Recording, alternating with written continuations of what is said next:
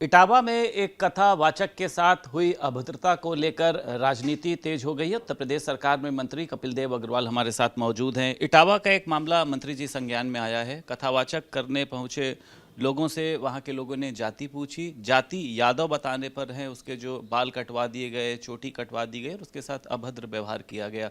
किस तरीके से देखते हैं आप इस घटना को? देखिए, प्रकार की घटनाएं जो होती हैं ये समाज विद्वेष पैदा करती हैं। दो बातें मैं इसमें कहूँगा।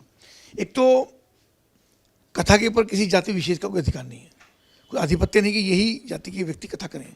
जो विद्वान है, जिसको ईश्वर की कृपा है, जिसकी वाणी पर सरस्वती कृपा है, वो अपना संदेश। कथा क्या है? कथा एक संदेश है जो समाज में समरसता, समानता, सहजता, विद्वेष को कम करना, इन सब जो संदेश देता है। और ये ये बात जरूर है कि कथा करने वाला कौन है और कथा कराने वाला कौन है, या कथा कराने वाले किससे करना चाहते हैं, किसको अपना पुरोहित बनाते हैं, किसको कथा कराते हैं, ये उनका भी अधिकार है। पर इसमें कोई छिपाने जैसा विषय नहीं है। और फिर अगर ऐसा हुआ तो जो सी मुंडानी घटना आपने बताई है, मुझे लगता है ऐसा नहीं होना चाहिए।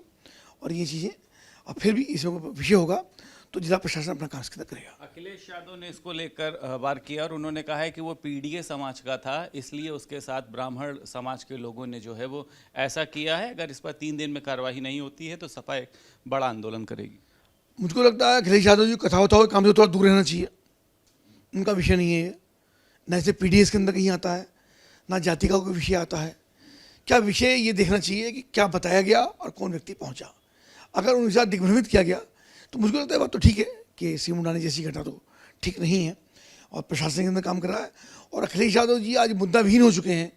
छोटी छोटी बातों पर हस्तक्षेप करना, छोटी छोटी बातों पर टिप्पणी करना, उनका कदर स्थान बहुत बड़ा है और ऐसे मुद्दों को नहीं बनना चाहिए, मुझको ऐसा लगता है। मुजफ्फरनगर में भी एक बयान दिया था कि कांवड़ यात्रा के दौरान जो भी दुकानें हैं उन पर नेम प्लेट लगाई जाएगी, धर्म छुपाकर अपना व्यापार करते हैं। इस बार भी कांवड़ यात्रा शुरू। ये हमारे क्षेत्र के लिए बहुत ही संवेदनशील मुद्दा है। करोड़ों की संख्या में कांवड़िए हरिद्वार से, गौमुख से, ऋषिकेश से जल लेकर के अपने गंतव्य की ओर जाते हैं। बहुत थके होते हैं, उनको नहीं पता होता आप कहाँ चाय पी रहे हैं। तो जो रेस्टोरेंट है, दुकान है, होटल है, ढाबा है, जहाँ खाना खाते हैं या अपना चाय पीते हैं, तो वो शुद्ध हो, ये जिम्मेदारी हम सब की है। इसलिए हमने आह्वान किया कि कोई भी व्यक्ति अपना धर्म छिपा करके, अपना नाम छिपा करके अपना व्यापार व्यवसाय न करें। और खास तौर से नॉनवेज बेचने वाले लोग हैं, उनसे भी मेरा आग्रह भी है, निवेदन है, आपके चैनल के माध्यम से मैं उनको कहना चाहूँगा कि नाम और धर्म छिपा करके ऐसा काम ना करें जिससे किसी की भावना आहत हों।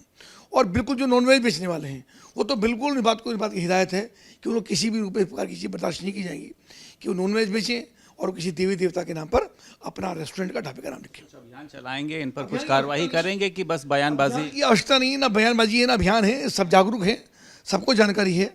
दुकानदार भी इस बात से अवेयर रहते हैं, उनको स्वयं को इस बात को समझ में आती है कि तुम ऐसा करोगे तो तुमको उसका कहीं ना कहीं फिर उसका लोगों की नाराजगी झेलनी पड़ेगी।